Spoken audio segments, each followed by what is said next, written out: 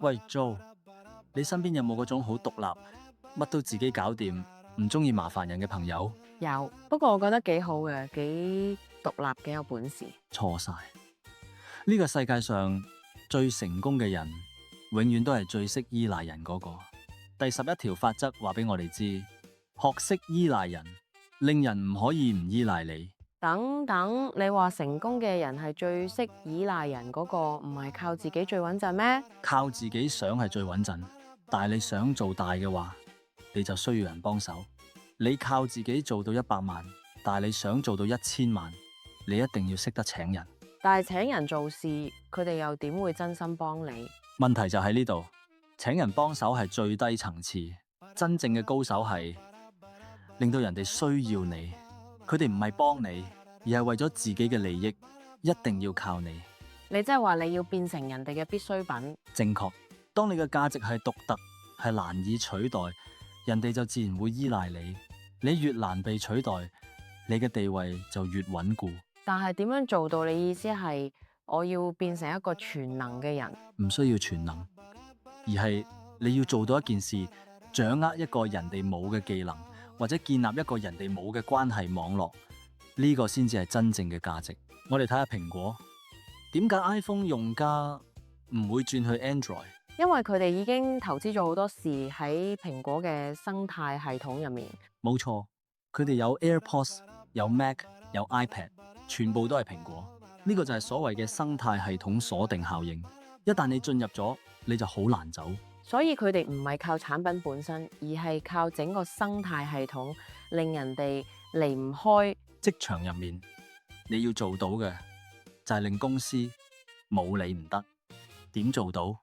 做好份內事。做好份內事只係基本，你要做到嘅係掌握一啲關鍵嘅人脈、流程或者技術，係公司其他人唔熟悉嘅。即係你要成為部門之間嘅橋梁。冇錯，你係唯一認識晒所有部門運作嘅人，所有問題都需要經過你，你就自然變成不可或缺。反面教材就係嗰啲太獨立、太有本事嘅人，佢哋做嘢好快、好靚，但係從來唔會教人。點解教曉人哋唔係可以分擔工作咩？佢哋驚被取代，但係問題在呢度，如果你太獨特，老闆冇你就搞唔掂，佢就會開始擔心。你知道點解？因為佢驚你走。又係，當你變成老闆嘅必需品，老闆會有2個選擇：培訓你或者擺脫你。如果佢選擇後者，你就死得。三國入面，諸葛亮就係呢個法則嘅反面例子。佢太叻、太獨立，事事親力親為。但係佢係我最中意嘅歷史人物喎，佢好忠心，好有智慧。忠心係忠心，但係佢冇建立一個可以取代佢嘅團隊。佢死後，蜀國即刻開始衰落，因為成個國家就係靠佢一個人。所以佢係一個悲劇英雄。真正嘅高手唔會單打獨鬥，佢哋會複製自己嘅能力，佢哋會建立團隊、建立系統、建立文化。喬布斯係咁，佢建立咗蘋果，但係佢死後蘋果仲運作得好犀利。冇錯，喬布斯嘅成功唔係靠佢自己，而係靠佢建立咗一套系統嘅文化，一個品牌。就算佢唔喺度，蘋果依然係蘋果。所以真正嘅成功唔係你幾叻，而係你建立咗啲乜事留低。具體嚟講，點樣令人哋依賴你？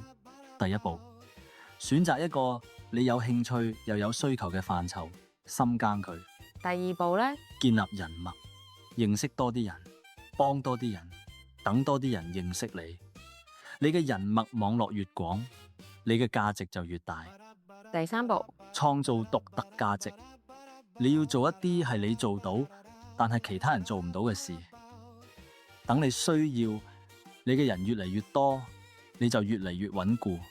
好，總結第11條法則：學識依賴人，令人唔可以唔依賴你。唔好單打獨鬥，要建立生態系統，令到人哋離唔開你。記住，真正嘅強者唔係最獨立嗰個，而係最識建立互相依存關係嗰個。當你令人哋需要你，你嘅影響力就會最大化。多謝大家收看到尾，下集我哋繼續拆解第12條法則。記住 like 同 subscribe、comment 話我哋知你想聽咩 topic。